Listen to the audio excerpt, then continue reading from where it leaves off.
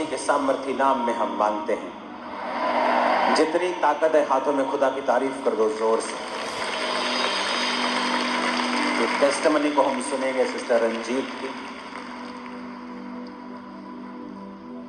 आज अपने वचन को बहुत ध्यान से समझना है। आवाज आ रही है पीछे? पीछे हाथों को हिलाओ अगर आ रही। लास्ट में हाथ हिलाओ, मैं देखना चाहता हूं आवाज आ रही है।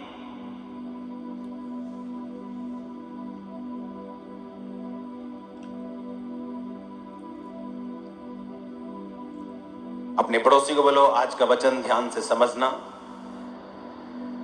क्योंकि ये तेरी जिंदगी को पूरी तरह से बदल देगा। आमीन। एक टेस्टमनी को हम सुनेंगे अभी। अपोस्टल जी, इस बहन का नाम रंजीत कौर है और ये जलंधर के रहने वाले हैं। पिछले 2 साल से इनको फुलवैरी का रोग हो गया था, जिसकी वजह से इनके फेस के ऊपर की जो स्किन थी वो व्हाइट होना शुरू हो चुकी थी और पूरी बॉडी के ऊपर ही फुलवैरी के जो ये निशान थे ये बढ़ने इतने ज्यादा शुरू हो चुके थे कि ये बहन बाहर धूप में भी जा नहीं पाते थे। इतनी ज्यादा तकलीफ थी इस रोग के कारण। डॉक्टर के पास गए, डॉक्टर ने मेडिसिन दी और कहा गया है कि आपको फुलवैरी का रोग हो गया है और इसका कोई इलाज नहीं है। इनको सिर्फ मेडिसिन खानी पड़ेगी, ठीक हो गया तो ठीक है, नहीं तो इसका कोई इलाज आज तक नहीं है। इन्होंने लगातार मेडिसिन खाई कि शायद ठीक हो जाए, लेकिन दवाइयां खाने के बावजूद भी कोई फर्क नहीं पड़ा, कोई रिजल्ट नहीं आया। और ये सिस्टर जब बाहर जाते थे तो इनको बहुत ज्यादा शर्मिंदगी महसूस होती थी और इनकी फैमिली भी इनको बोलते थे कि आप इतने समय से चर्च जा रहे हो, आप ठीक तो हो नहीं रहे। पर ये बहन को एक विश्वास था, क्योंकि चर्च में बहुत बड़ी बड़ी इन्होंने गवाहियां सुनी थी और लगातार अंकुरोला मिनिस्ट्री के साथ ये बहन बने रहे। फिर 20 जून 2023 की मीटिंग को जब ये अटेंड कर रहे थे, जो अजनाला में क्रूसेड हुआ था, उस क्रूसेड को इन्होंने अटेंड किया। जब आपने अपोस्टल जी स्पेशल प्रेयर करी कि सब तरह के रोगी आज मेरी आवाज को सुने और वो चंगे हो जाएं, और जब इन्होंने अपनी बॉडी के ऊपर हाथ रखा और उस बीमारी के खिलाफ जब प्रार्थना करी तो परमेश्वर की सामर्थ ने छुआ, उन वर्ड्स को रिसीव किया, तो उसी टाइम इनकी बॉडी के ऊपर वो रिकवरी होनी शुरू हुई। 1 हफ्ते के बाद जब चेक किया, वो फुलवैरी का रोग जो था इनकी पूरी बॉडी को छोड़ के जा चुका था। क्या आपकी बॉडी पे था, टांगों पे भी था? हाँ जी पापा जी, पैरों पे भी, सारी पूरी बॉडी पे। थोड़ा सा आप दिखा सकते हैं अगर आप चाहे तो? टांगों के ऊपर, पैरों के ऊपर दिखा सकते हैं क्या?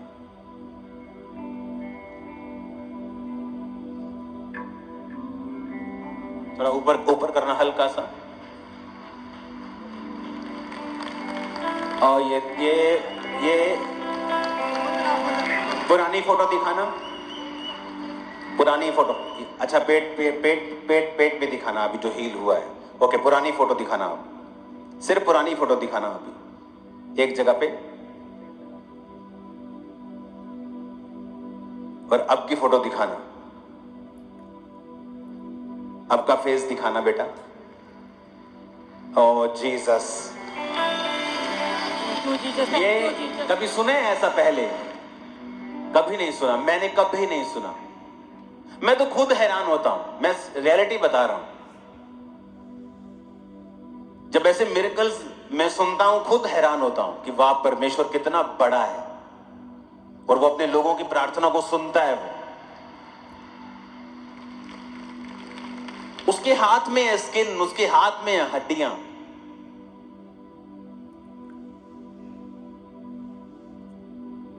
एक दिन मैं बाइबल पढ़ रहा था, बाइबल में लिखा था कि जब योना नबी परमेश्वर से लड़ रहा था तो परमेश्वर ने रातों रात एक पेड़ उगाया और वो उसकी ठंडी छाया में उसको बड़ा आनंद आया। लिखा परमेश्वर ने एक कीड़ा भेजा, उसने पेड़ को काटा और पेड़ सूख गया। मतलब परमेश्वर को तो ये भी पता है कौन सा कीड़ा क्या काम करता है, कौन सा कीड़ा क्या काम करता है, उसको तो ये भी पता है। लिखा वो कीड़े ने जब काटा तो पेड़ सूख गया, जब सूखा तो गर्म हवा लगने लगी और योना फिर मूर्छा खाने लगा। तो परमेश्वर ने उससे कहा, जिस पेड़ को तूने उगाया नहीं, पानी नहीं दिया, उसके सूखने से तुझे इतना दर्द हुआ, मैं अपने उन 1,20,000 लोगों को कैसे छोड़ दूं, क्यों ना उन्हें बचाऊं जब उन्होंने तौबा कर ली है। तो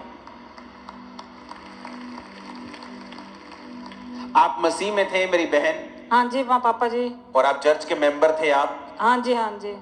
और ये इस बीमारी की वजह से आपको शर्मिंदगी होती थी और लोग क्या बोलते थे कि आपको चर्च? पापा जी, मेरी बाकी फैमिली नॉन बिलीवर हुआ, मैनू बहुत ताने मेरे मारते ਸੀਗੇ ਕਹਿੰਦੇ ਕਿ ਤੁਸੀਂ ਉੱਥੇ ਜਾਂਦੇ ਆ ਤਾਂ ਤੂੰ ਇਹਨੇ ਬਿਮਾਰੀ ਕਿੱਦਾਂ ਆ ਗਈ ਇਹ और ये ਤੁਹਾਨੂੰ ਇਹ ਵੀ ਪਤਾ ਸੀ ਕਿ ਠੀਕ ਹੋਣ ਵਾਲੀ ਹੈ ਨਹੀਂ। ਪਾਪਾ ਜੀ ਮੈਨੂੰ ਅੰਨੇ ਜਾਤੀਆਂ ਵਾਲਿਆਂ ਨੇ ਬਹੁਤ ਕਿਹਾ ਸਾਡੇ ਸੰਤਾਂ ਕੋ ਜਾ ਉੱਥੇ ਜਾ ਤੂੰ ਠੀਕ ਹੋ ਜਾਊਂਗੀ, ਪਰ ਮੈਂ ਵਿਸ਼ਵਾਸ ਕਰਦੀ ਸੀ ਪਰਮੇਸ਼ਰ ਤੇ।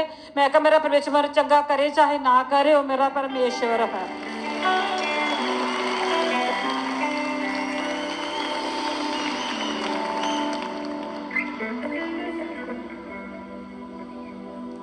तू चंगा कर या ना कर, तू मेरा परमेश्वर। पूरी कलीसिया बोलो, तू चंगा कर या ना कर, तू चंगा कर या ना कर, तू मेरा परमेश्वर है, तू मेरा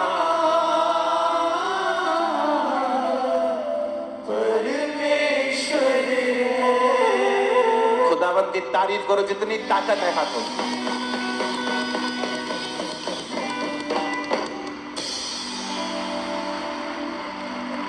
अभी वो लोग आपको देखते होंगे कि आप चंगे हो गए। ਪਾਪਾ ਜੀ ਬਹੁਤ ਸ਼ਰਮਿੰਦਾ ਆ। शर्मिंदे नहीं करने, चर्च लेके आने हुन सारे। ਅੱਛਾ ਜੀ ਪਾਪਾ ਜੀ, ਓਕੇ। हालेलुया। उनको भी मालूम होना चाहिए कि ऐसा क्या है कि जो कैंसर ठीक हो रहे हैं, जो फुलवेरियां ठीक हो रही हैं।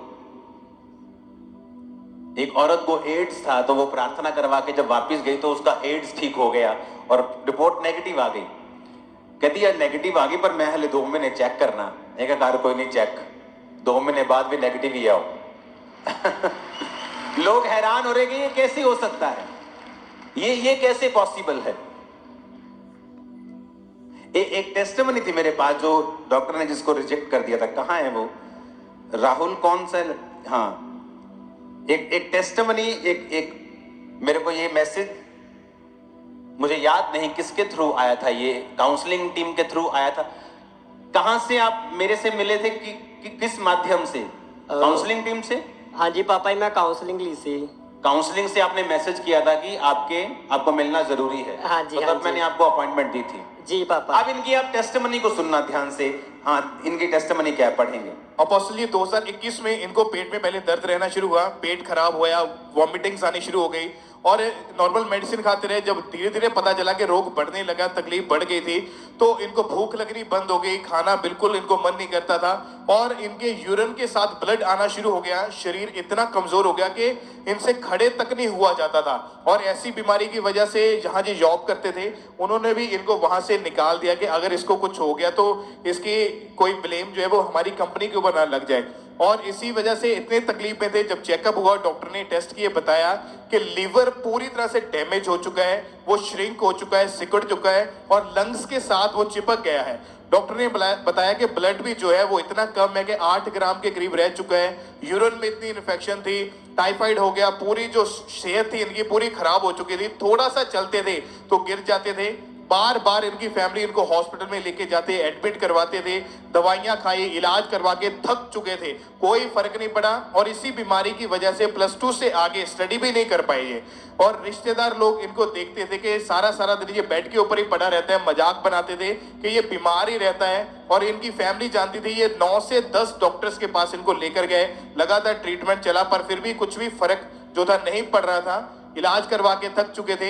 और इनके मदर जो है वो सिंगल पेरेंट है और इनके हस्बैंड नहीं है। ये बहन सोचते थे कि अगर ऐसी बीमारी के कारण मेरे बेटे को भी कुछ हो गया तो हमारे परिवार का क्या बनेगा। पूरा परिवार रोता था अपोस्टल जी। और ये पहले से ही अंकुरला मिनिस्ट्री के साथ जुड़े हुए हैं। इन्होंने अपना फेथ परमेश्वर के ऊपर बनाए रखा। और जब ट्यूसडे चर्च में आए काउंसलिंग टीम के पास, अपना केस बताया और काउंसलिंग टीम के द्वारा अपोस्टल जी ये भाई आपको ऑफिस में मिले 3 नवंबर 2024 को। ओके, ये फोटो आपकी तब की थी। ओके, अब ध्यान से अब सुनना।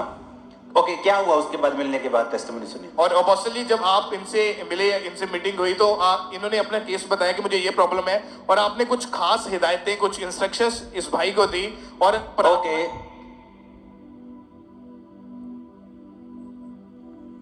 आपको मालूम है जो बहुत सीरियस केस होते हैं, कोई एड्स, कोई कैंसर, कोई लास्ट स्टेज लीवर सिरोसिस है या कुछ ऐसा है, इमरजेंसी केस है, तो ट्यूसडे मेरी टीम मुझे मैसेज करती है कि ये केस है, हाई केस है, आपको इससे मिलना है। तो मैं उनको अपने शेड्यूल के हिसाब से मैं टाइम देता हूं। तो जब ये फैमिली मेरे पास आई तो मुझे याद था ये केस। इन्होंने कहा कि हमारा लीवर डेड हो चुका है, मैं कुछ खा नहीं सकता, मेरी जॉब छूट चुकी है, सब कुछ डेड हो गया, मेरे फादर मर चुके हैं, मुझे लगता है मैं मरूंगा। तो सबसे पहला काम जो मैं व्यक्ति की लाइफ में करता हूं, मैं ये उसको कहता हूं कि अगर तू अपना रिलेशनशिप परमेश्वर के साथ बना ले, अगर तू अपनी रिलेशनशिप को स्ट्रांग कर ले, डिलीवरेंस के लिए, अगर डिलीवरेंस वीक्स चल रहे हैं, मैं आपको एक सीक्रेट देता हूं। अगर आपको परमेश्वर से परमानेंट डिलीवरेंस और छुटकारा चाहिए, वो फाइनेंस का हो, फैमिली का हो, पर्सनल लाइफ का हो, माइंड का हो, सोचों का हो, शरीर की बीमारी का हो, गलत लोगों का हो, विरोधियों से हो, आप ऐसी जगह फंसे हुए हैं कि निकल नहीं सकते क्योंकि फाइनेंस नहीं है, टू मेनी रीजंस, और भी रीजंस हो सकते हैं। मैं आपको बताना चाहता हूं, अगर आप ये फॉलो करें जो मैं आपको बता रहा हूं, प्रभु आपको डिलीवर कर देगा सब चीजों से। आप जानते हैं, अगर आप पूरी बाइबल में पढ़ें, कौन से ऐसे लोग थे जिन्होंने इंपैक्ट किया है, जो छूटे हैं खुद भी और छुड़ाया है लोगों को भी। उनकी लाइफ में एक कॉमन चीज होगी, उन्होंने गलतियां भी की हैं बाइबल में, पर ऐसा क्या था कि शाऊल की गलती कि उसने शमूएल नबी के कहने से सब जानवरों को मारा नहीं और कुछ रख लिए, क्या ये बड़ी गलती है? या दाऊद ने हित्ती उरिया को मरवाकर उसकी पत्नी को अपना कर लिया, ये बड़ी गलती है? दाऊद की गलती बड़ी है, लेकिन दाऊद के अंदर एक ऐसी खूबी थी जिसकी वजह से उसको उस गलती का कॉन्सिक्वेंस, असर तो उम्र भर रहा, मरते दम तक रहा, लेकिन वो परमेश्वर से माफी पाकर आगे बढ़ा। वो गुण था परमेश्वर के साथ अपने संबंध को बनाए रखना। अगर हम उत्पत्ति 12 उसकी 5 पढ़े, लिखा अब्राहम अपनी पत्नी सारे, अपने भतीजे लूत को और जो धन उन्होंने इकट्ठा किया था और जो प्राणी यानी जो जानवर, गाय, बैल, भेड़, ऊंट उन्होंने हरान में प्राप्त किए थे, सबको लेकर कनान देश में जाने के लिए निकल चला। कनान देश में वो आ गए। उस देश के बीच से जाते हुए अब्राम शकेम में, जहां मोरे का बांज वृक्ष है, पहुंचा। उस समय उस देश में कनानी लोग रहते थे। तब यहोवा ने अब्राम को दर्शन देकर कहा, ये देश मैं तेरे वंश को दूंगा। और उसने वहां यहोवा के लिए, जिसे उसने वहां दर्शन दिया था, वेदी बनाई। वहां से आगे बढ़कर उस पहाड़ पर आया जो बेतेल के पूर्व की ओर है। उसने अपना तंबू उस स्थान में खड़ा किया जिसके पश्चिम की ओर बेतेल और पूरब की ओर ए देश है। वहां भी उसने यहोवा के लिए एक वेदी बनाई और यहोवा से प्रार्थना की। आप इमेजिन करो, हमें ये वचन बड़ा सिंपल लग रहा है कि अब्राहम आया, परमेश्वर ने दर्शन दिया, उसने वहां वेदी बनाई, फिर वो जहां रहने लगा उसने वहां वेदी बनाई और उसने यहोवा के सामने प्रार्थना की। लेकिन हम इसकी डीप तह तक नहीं पहुंचे। इसका डीप ये है कि अब्राहम परमेश्वर के साथ पूरा कनेक्टेड था। जब आप परमेश्वर के साथ कनेक्टेड होते हैं, आपको कहने की जरूरत नहीं पड़ती, बेटा प्रार्थना की है। आपकी मम्मी नहीं बोलेगी, बेटा प्रेयर कर ली तूने आज सुबह, नहीं। अगर आप कनेक्टेड हैं, आप खुद ब खुद प्रेयर में चले जाएंगे। अगर आपको कहने की जरूरत पड़ रही है कि तू प्रेयर की तुमने, ओ मैं भूल गया, मैं भूल गई, प्रार्थना की, नहीं मैं कल से करूंगा, मैं कल से करूंगी, इसका मतलब आप परमेश्वर के साथ रिलेशनशिप में नहीं है। आपकी परमेश्वर के साथ जो रिलेशनशिप है वो कमजोर है। अब्राहम गया, जहां गया वेदी बनाई। वेदी मतलब प्रार्थना। वेदी बनाई और यहोवा से प्रार्थना की। फिर जहां रहने लगा वहां हर टाइम परमेश्वर को याद रखना। यहां बहुत से लोग हैं पर दो तरह के हैं। कौन? एक वो जिनका परमेश्वर के साथ डायरेक्ट रिलेशनशिप है, और दूसरे वो जो उस रिलेशनशिप के कारण जो आपका है यहां चर्च में बैठे हैं, कि वो बेटी बैठी है यहां पे, उसका अपना इतना रिलेशन प्रभु के साथ स्ट्रांग नहीं, उसकी मम्मी का स्ट्रांग है। उसकी मम्मी उसको खींचती है, बेटा प्रार्थना करनी है, बाइबल पढ़नी है, ये करना है, वो करना है। और आप नोटिस करेंगे बाइबल में अगर कोई जल्दी छूटा है तो वो व्यक्ति छूटा है जिसका परमेश्वर के साथ अपना रिलेशनशिप है।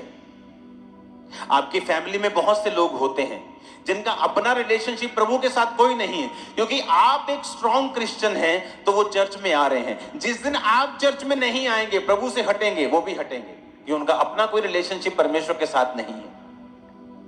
ऐसी बहनें हैं जो परिवार के साथ मसीह में चल रही हैं, अगर वो हट जाएं अपने पति को भी हटा लेंगे, क्योंकि उसके पति का अपना कोई पर्सनल रिलेशनशिप परमेश्वर के साथ नहीं है। और किन लोगों की लाइफ में मुसीबतें ज्यादा एंटर करती हैं? जिनका अपना रिलेशनशिप परमेश्वर के साथ नहीं है। मैं आपको सच बता रहा हूं, सब लोग चंगे नहीं होते हैं। क्यों? आपने टेस्टिमनी सुनी। मैं अंकुर नूरला मिनिस्ट्री की मेंबर थी, चर्च को जानती थी, चर्च से जुड़ी हुई थी, जुड़े मुझे फुलवेरी होती है। पहले फेस पे होती है, पूरी बॉडी पे जाती है। मैं दवाई खाती हूं, मुझे फर्क नहीं पड़ता। अब मेरी फैमिली कहना शुरू करती है, बेटा तू चर्च में जाती है, तुझे ये बीमारी कैसी हो सकती है? तू तो कहते चर्च में बीमारियां खत्म होती है, तेनू नवी लग गई। लेकिन अपना रिलेशनशिप परमेश्वर के साथ जब स्ट्रांग होता है, अगर स्ट्रांग ना होता, अकेला फैमिली मेंबर है, ठीक है जी, बताओ कौन से संत के पास चलना है, मैं चलने के लिए तैयार हूं। क्योंकि वाकई सही बात है, चर्च में जाकर बीमारी खत्म होनी चाहिए, ये तो नहीं लग गई, क्योंकि परमेश्वर कई बार आपको परखता भी है। अब मैं बहुत से यूथ लोगों को जानता हूं जिनका अपना रिलेशन परमेश्वर के साथ कोई नहीं है। आप उन्हें चर्च में ड्यूटी दे दें, वो चर्च की ड्यूटी करेंगे। आप उन्हें प्रार्थना करने के लिए बोले, प्रार्थना करेंगे। आप चर्च से हटा दें, वो प्रार्थना करनी बंद कर देंगे। क्यों? अपना रिलेशनशिप प्रभु के साथ कुछ नहीं है। मेरा अपना परमेश्वर के साथ रिलेशनशिप शुरू से स्ट्रांग था। मुझे किसी ने नहीं कहा प्रार्थना करते हो, बाइबल पढ़ी आज, कोई नहीं कहता था मेरे को।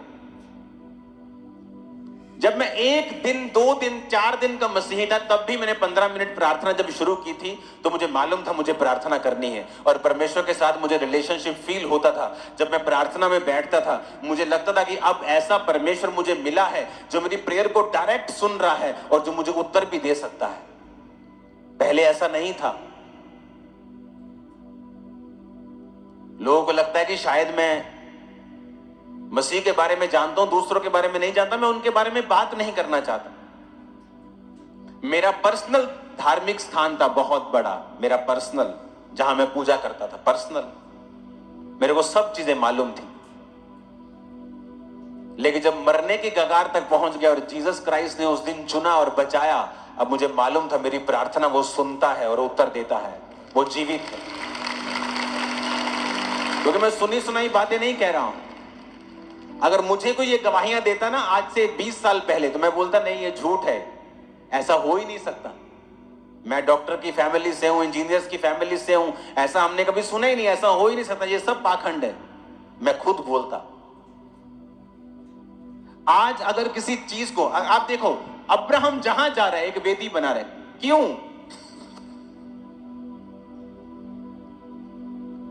कोई लिखा नहीं है कहीं, वचन भी आया ही नहीं है।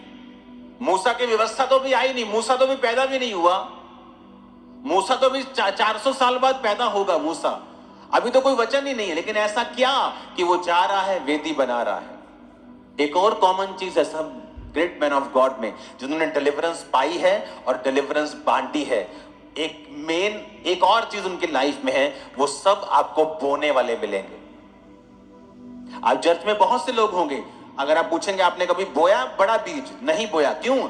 उनका कसूर नहीं, उनका पर्सनल रिलेशनशिप परमेश्वर के साथ नथिंग है, जीरो है। इतना स्ट्रांग रिलेशन उनका नहीं है प्रभु के साथ, क्योंकि जब प्रभु के साथ आपका रिश्ता मजबूत होता है, आप हर टाइम प्रार्थना करते हैं, हर टाइम बोलते हैं, हर टाइम आप परमेश्वर के संग, आपका कॉन्शियस, आपका विवेक, आपका दिमाग है ना जो, वो हर समय परमेश्वर के संग जुड़ा हुआ रहता है। मैंने ऐसे लोग देखे, अभी यहां से बाहर निकलेंगे, कल काम पे जाएंगे, उन्हें परमेश्वर का कुछ विवेक नहीं है, कोई कॉन्शियसनेस नहीं है कि प्रभु मेरे संग है या प्रभु मेरे अंदर है या मैं क्रिश्चियन हूं। वो सब करेंगे जो आम लोग करते हैं, वैसी बातें, वैसे ही मजाक, वैसे ही काम, वही वैसा ही स्टाइल, वैसे ही गलत काम सब करेंगे, क्योंकि उनको कॉन्शियसनेस उनका नहीं है इस बात में, अलर्ट नहीं है इस बात के लिए कि परमेश्वर मेरे संग है, वो मुझे देख रहा है। उनका रिलेशनशिप परमेश्वर के साथ जीरो है। हाँ, संडे वो चर्च आएंगे, बातें बड़े ध्यान से सुनेंगे, समझेंगे भी, सुधर भी जाएंगे कुछ चीजों में, लेकिन ऐसा कनेक्शन नहीं है परमेश्वर के साथ उनका कि परमेश्वर उनसे बात करे और उन्हें छुड़ाए। कितने मेरी बातों को समझ रहे हैं? आप हमेशा बड़े बीज बोने वाले लोगों को देखो, वही लोग होंगे जिनका पर्सनल रिलेशनशिप प्रभु के साथ है। मैं अगर 5 पास्टर्स में बैठा हूं तो सिर्फ 2 पास्टर्स होंगे जो बीज बोते होंगे, बड़ा बीज। क्यों? क्योंकि 3 पास्टर्स का भी रिलेशन इतना स्ट्रांग परमेश्वर के साथ नहीं है। लेकिन जो कनेक्शन स्ट्रांग होता है, अंदर से अगुवाई मिलती है, प्रार्थना करनी है, बीज बोना है, मुझे ये करना है, मुझे ये करना है, क्योंकि आपका रिलेशनशिप प्रभु के साथ स्ट्रांग है। आप हर समय परमेश्वर को याद रख रहे हैं।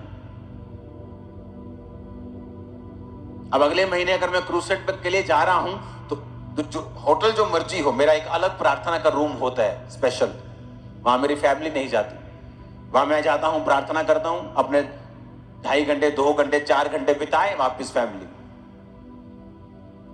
क्योंकि मुझे वो देखना है। अगर मैं दुबई में हूं तो मेरा एक स्पेशल रूम है जहां मुझे प्रेयर करनी है। मेरी प्रार्थना, मेरा कनेक्शन, मेरी रिलेशनशिप वो कॉम्प्रोमाइज नहीं होती, कंडीशन कुछ भी हो, दुनिया का जो मर्जी कोना हो, काम जो मर्जी हो, मीटिंग हो, बड़ी हो, छोटी हो, मैसिव हो, कुछ भी हो। अब जब लोग मेरे पास मिलने के लिए आते हैं, मैं उनको यही बात बोलता हूं कि पहला काम जो मैं उनकी लाइफ में करता हूं, उनको मैं ये बोलता हूं कि मॉर्निंग उठते सार ही प्रेयर करनी है और रात को सोने से पहले प्रेयर करनी है। क्यों? क्योंकि मैं जानता हूं जब आपकी रिलेशनशिप स्ट्रांग नहीं है तो शैतान आप पे अटैक कर रहा है, लेकिन जब आप प्रभु के साथ स्ट्रांग रिलेशनशिप में चले जाते हैं, आपके संबंध, कैसे मालूम पड़ता आपके संबंध मजबूत हो गए? आप अगर अपने बच्चों के साथ रोज 2 घंटे बिताते हैं, आपको रोज दिल करेगा टाइम बिताने का, क्योंकि आपकी रिलेशनशिप बिल्ड हो चुकी है। तो कई बार जब आपका मन नहीं करता, लेकिन आप रोज 2 घंटे बिताते हैं, फिर एक टाइम आता है आप उस सांचे में ढल जाते हैं। कितने मेरी बात को समझ रहे हैं? फिर आप ऑटोमेटिकली आप सेट हो जाते हैं, उस सर्कल में आ जाते हैं कि आपको रोज अपने बच्चों के साथ टाइम स्पेंड करना है। उसी तरह जब एक व्यक्ति बीमार मेरे पास और बोलता है कि मेरी लाइफ खत्म हो गई, तो मैं पहला काम उसकी लाइफ में करता हूं कि उसका रिलेशनशिप परमेश्वर के साथ में मजबूत करता हूं, क्योंकि मुझे पता है हीलिंग वहां से निकलनी है और वहीं से निकलती है। अब इसको इंस्ट्रक्शंस दी मैंने प्रार्थना करने की, जो भी इसको बोला करने के लिए, वो इसने किया। क्या हुआ उसके बाद जब ये टेस्ट करवाने के लिए गया था? और अपोस्टल जी जब ये टेस्ट करवाने के लिए गए तो डॉक्टर भी हैरान थे और ये खुद भी हैरान थे। जैसे आपने प्रोफेटिक वर्ड दिया कि 3 मंथ के अंदर अंदर तेरी जो रिपोर्ट्स है वो बिल्कुल नॉर्मल होगी, और उसी टाइम से हीलिंग जो थी इनकी बॉडी के अंदर, एंट्री रिकवरी शुरू हुई। डॉक्टर हैरान थे, इनका जो लिवर है। ओके, डॉक्टर हैरान क्यों थे? ਪਾਪਾ ਜੀ ਜਦੋਂ ਮੈਂ ਰਿਪੋਰਟ ਕਰਵਾਉਣ ਗਿਆ ਸੀ ਨਾ, ਤੇ ਉਹਨਾਂ ਨੇ ਨਾ ਅਲਟਰਾਸਾਊਂਡ ਮੇਰੀ ਕੀਤੀ, ਤੇ ਜਦੋਂ ਫਸਟ ਟਾਈਮ ਉਹਨਾਂ ਨੇ ਕੀਤੀ ਤਾਂ ਰਿਪੋਰਟ ਮੇ ਨੋਰਮਲ ਆ ਗਈ। ਕਹਿੰਦੇ ਲੱਗਦਾ ਮਸ਼ੀਨ 'ਚ ਨਾ ਖਰਾਬੀ ਆ ਗਈ ਕੋਈ, ਤੇ ਤੂੰ ਨਾ ਅੱਧੇ ਘੰਟੇ ਬਾਅਦ ਆਈ। ਉਹਨਾਂ ਨੇ ਨਾ ਇੱਕ ਮਸ਼ੀਨ ਉਹਦੇ ਚੰਗਾ ਲਿਕਵਿਡ ਲਾ ਕੇ ਪਾਪਾ ਮੇਰੇ ਵੱਖਿਆ ਹਾਲਾਤ, ਉਹਨਾਂ ਨੇ ਕਹਿੰਦੇ ਕੁਛ ਨਾ ਕੁਛ ਤਾਂ ਆਉਣਾ ਹੀ ਹੈ, ਕਿਉਂਕਿ ਤੂੰ ਬਿਮਾਰ ਬਹੁਤ ਸਾਲਾਂ ਦਾ ਆ। ਤੇ ਮੈਂ ਕਿਹਾ ਚਲੋ ਠੀਕ ਹੈ, ਤੇ ਦੁਬਾਰਾ ਫੇਰ ਕੀਤੀ, ਰਿਪੋਰਟ ਫੇਰ ਨੋਰਮਲ ਆਈ, ਤੇ ਕਹਿੰਦੇ ਕੱਲ ਆਈ ਹੁਣ। ਮੈਂ ਕਿਹਾ ਚਲੋ ਠੀਕ ਹੈ। ਤੇ ਉਸੇ ਦਿਨ ਪਾਪਾ ਮੈਂ ਬਲਕਿ ਜਲੰਧਰ ਦੇ ਵੱਡੇ ਹਸਪੀਟਲ 'ਚ ਗਿਆ। ਮੈਂ ਆਪਣਾ ਸ਼ੱਕ ਦੂਰ ਕਰਨ ਵਾਸਤੇ ਨਾ ਉੱਥੋਂ ਰਿਪੋਰਟ ਕਰਵਾਈ। ਮੈਂ ਕਿਹਾ ਮੇਰੀ ਅਲਟਰਾਸਾਊਂਡ ਕਰਿਓ, ਮੇਰੇ ਲੀਵਰ 'ਚ ਕੋਈ ਪ੍ਰੋਬਲਮ ਹੈ। ਪਾਪਾ ਜਦੋਂ ਉੱਥੋਂ ਕਰਵਾਈ ਉੱਥੋਂ ਵੀ ਰਿਪੋਰਟ ਨੋਰਮਲ ਆਈ ਪਾਪਾ ਮੇਰੀ। ਪਰ ਡਾਕਟਰ ਇੰਨੇ ਹੈਰਾਨ ਸੀ ਨਾ।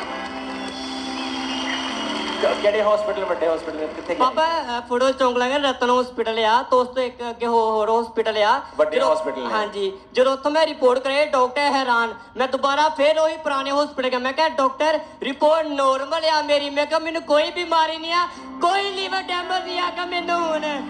हालेलुया। ਹਾਲੇਲੂਇਆ। कई बार बड़े सीरियस लोग, उनको मैं बोलता हूं कि जितनी इंस्ट्रक्शंस मैं दे रहा हूं अगर तुमने फुल फॉलो की, मैं तुम्हें बता देता हूं तुम गवाही देने के लिए आ रहे हो। बहुत से लोगों से मिलता हूं, कुछ मंगलवार की काउंसलिंग के केस होते हैं, कुछ और केस होते हैं, कुछ एनआरआई नंबर से होते हैं, सब तरह के लोग होते हैं उसमें। अगर आप सुबह पहला काम आपकी लाइफ का प्रार्थना होनी चाहिए। आप एक औरत हैं, आपको सुबह उठ के अपने फैमिली मेंबर्स के लिए काम करना है, बच्चों को स्कूल भेजना है, उनके लिए लंच पका के भेजना है, उनको नाश्ता करवाना है, उनको हस्बैंड को भेजना है, तो 1 घंटा पहले उठें। सबसे पहले अपने ऊपर वाले पति को खुश करें और प्रार्थना करें, अपने बाप को पुकारें। उसको नहीं पुकारेंगे सारा दिन बुरा जाएगा। सुबह शाम 2 टाइम मैं कम से कम बोलता हूं लोगों को, जाओ परमेश्वर की प्रेजेंस में। आप रोज परमेश्वर की उपस्थिति में जाएंगे, आपका रिलेशनशिप बिल्ड होगा, आपकी प्रेयर्स सुनी जाएंगी। वो परमेश्वर आपकी प्रार्थना की ओर कान लगाएगा। उसे पता है कि ये आदमी, ये औरत, ये भाई, ये बहन, ये मेरी बेटी बेटा रोज मेरे पास आता है।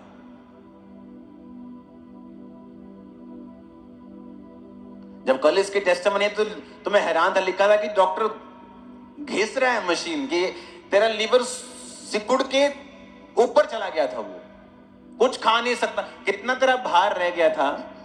ਪਾਪਾ ਜਦੋਂ ਮੇਰਾ ਲੀਵਰ ਡੈਮੇਜ ਸੀ ਤਾਂ ਮੇਰਾ 36-35 ਮੇਰਾ weight ਸੀਗਾ। 35 ਕਿਲੋ। ਹਾਂਜੀ ਕਿਲੋ। ਹਾਂਜੀ, ਤੇ ਡਾਕਟਰ ਵੀ ਮੈਨੂੰ ਕਹਿੰਦੇ ਸੀਗੇ ਸਾਨੂੰ ਲੱਗਦਾ ਨਹੀਂ ਹੈਗਾ ਤੂੰ ਬਚਣਾ ਆ, ਕਿਉਂਕਿ ਪਾਪਾ ਮੈਂ ਖੁਦ ਆਪਾਂ ਲੀਵਰ ਦੇਖਿਆ ਸੀਗਾ ਸਕਰੀਨ ਦੇ ਵਿੱਚ, ਲੀਵਰ ਬਿਲਕੁਲ ਨਾਲ ਚਪਕਿਆ ਹੋਇਆ ਸੀਗਾ, ਯੂਰੀਨ ਦੇ ਰਾਹੀਂ ਪਾਪਾ ਮੈਨੂੰ ਬਲੱਡ ਬਾਹਰ ਆਉਂਦਾ ਸੀਗਾ। कितने समझ रहे हैं इस टेस्टिमनी को? इंस्ट्रक्शंस हमें ये लाइन बड़ी नॉर्मल लगती है। वहां गया अब्राहम, वहां वेदी बनाई, फिर वो उस देश में गया, वहां वेदी बना, क्योंकि वो कॉन्शियसनेस उसका है, उसका अंदर कॉन्शियसनेस, वो क्या बोलते हैं हिंदी में, विवेक नहीं, ये उससे भी ज्यादा कॉन्शियस, जो अंदर से आपका अंदर वाला जो है ना जुड़ा हुआ आदमी, वो परमेश्वर के साथ जुड़ा हुआ है। वो जिस भी देश में जा रहा है वेदी बना रहा है, क्योंकि वो कनेक्टेड है परमेश्वर के साथ। आप कभी देखो जिनका रिलेशनशिप परमेश्वर के साथ स्ट्रांग नहीं है ना, कभी बीजों को नहीं बोते हो। स्ट्रांग रिलेशनशिप चाहिए, क्योंकि उसके लिए फेथ चाहिए। मैं बीजों को बोल रहा हूं, मैं रोज प्रेयर कर रहा हूं, मैंने रात को बाइबल पढ़नी ही पढ़नी। एक स्ट्रांग संबंध परमेश्वर के साथ चाहिए, और वही स्ट्रांग संबंध ही पैदा करता है आपकी सबसे बड़ी डिलीवरेंस को, वहीं से निकलती है। हालेलुया। अब मेरे पास ऐसा क्या है कि मैं एक सिकड़ू हुए पूरे लिवर को बोलूं कि हाँ ठीक हो जावे, क्योंकि आपके पास प्रेयर की पावर है। आप प्रेयर करते हो लोगों के लिए, आप उनको इंस्ट्रक्शंस देते हो कि मैं प्रार्थना कर रहा हूं, लेकिन तेरा काम है परमेश्वर के साथ मेल मिलाप करना। हालेलुया। कितने इन बातों को समझ रहे हैं? अब अगर ये चीजें हमारे समझ में आ जाएं, आप लोगों को हैरान करने वाले हो, डॉक्टर्स को भी हैरान करोगे, आप रिश्तेदारों को भी हैरान करोगे, अपने आप को भी हैरान कर लोगे, इतनी आशीष तुम्हें मिलेगी।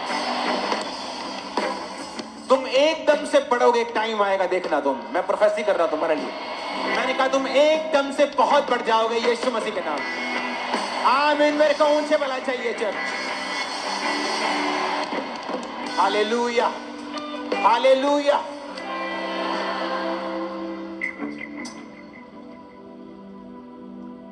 अगर आप इसको 20 आयत तक पढ़ेंगे तो अब्राहम ने गलतियां भी की, झूठ बोला, मिस्र में गया तो झूठ बोला, क्या ये मेरी पत्नी नहीं, ये मेरी बहन है, ताकि कोई उसे मार के उसकी पत्नी को अपना ना कर ले। और उसका रिजल्ट क्या हुआ? उस देश के ऊपर विपत्तियां आई और अब्राम को बेइज्जती सहनी पड़ी, इंसल्ट हुई उसकी राजा के सामने। राजा ने बुलाया और कहा, तू झूठा है, तूने झूठ बोला। क्यों बोला झूठ?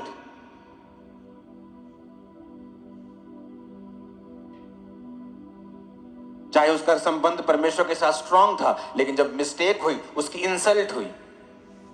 क्यों ये चीजें लिखी हैं? ताकि हमें ये मालूम हो कि जो आत्मिक लोग हैं ये कोई स्वर्गदूत नहीं है, लेकिन अगर वो अपने रिलेशनशिप को बनाए रखते हैं परमेश्वर के साथ, परमेश्वर उनको खड़ा रखता है और स्ट्रांग रखता है।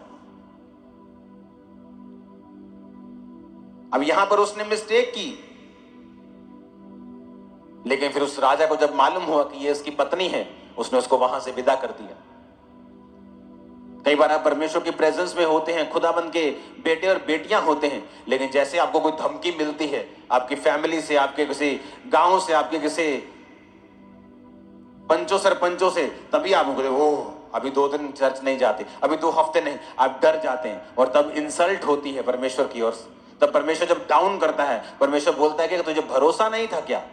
फिर क्या हुआ कि वो मिस्र का राजा है, क्या तुझे ये भरोसा नहीं मैं राजाओं का राजा हूं? तुझे सच बोलना चाहिए था, मेरे वचन पे खड़े रहना चाहिए था, मैं तेरी रक्षा करता, मैं तुझे शर्मिंदा होने ना देता, तुझे मरने ना देता। टेस्टिमनी से हमें सीखना पड़ेगा कि चर्च में आने के बाद बीमार एक औरत होती है और ऐसी बीमारी होती जिसका इलाज भी नहीं। अब परमेश्वर परख रहा है आपको।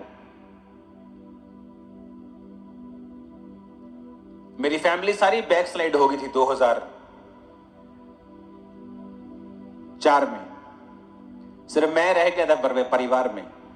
और 2004 से लेके 2011 तक फाइट रही है, लड़ाइयां रही हैं, झगड़े रहे हैं।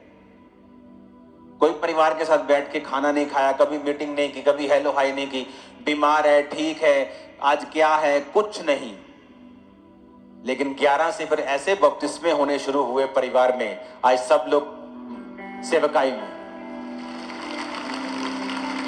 अगर मैं भी हट जाता उस टाइम तो सभी दुखी हो रहे, सभी नाश हो गए होते। ऊंची आवाज में हालेलुया बोलो जरा।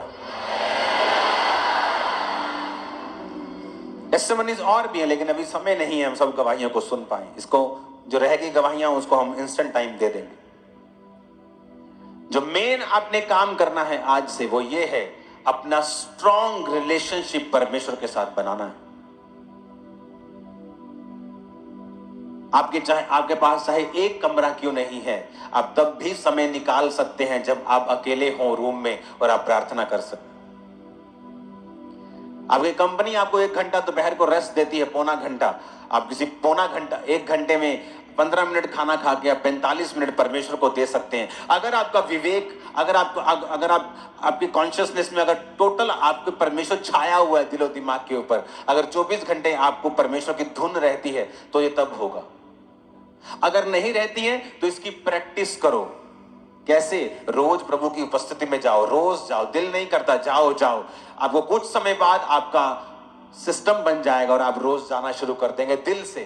तो आपका मन बन जाएगा, आपके सिस्टम सेट हो जाएगा। हालेलुया। और तब पैदा होगी डिलीवरेंस, छुटकारा पैदा होगा। वो आपसे बात करेगा, वो आपको छुड़ाएगा, सेम स्थान पे नहीं रहने देगा। आज के बाद आपकी जिंदगियां कभी भी सेम ना होंगी। बड़ी बरकतें और बड़ी आशीषें आपकी लाइफ के ऊपर एंटर करेंगी यीशु मसीह के सामर्थी नाम में। आमीन। मेरे को ऊंचा और खड़कने वाला चाहिए चर्च। Hallelujah, hallelujah. अपने पड़ोसी को बोलो प्रभु के साथ अपने संबंधों को कायम कर। उसके जैसा कोई और दोस्त नहीं है। फिर से बोलो अपने पड़ोसी को, प्रभु के साथ अपने रिश्तों को कायम कर, क्योंकि उससे बड़ा कोई दोस्त और नहीं है।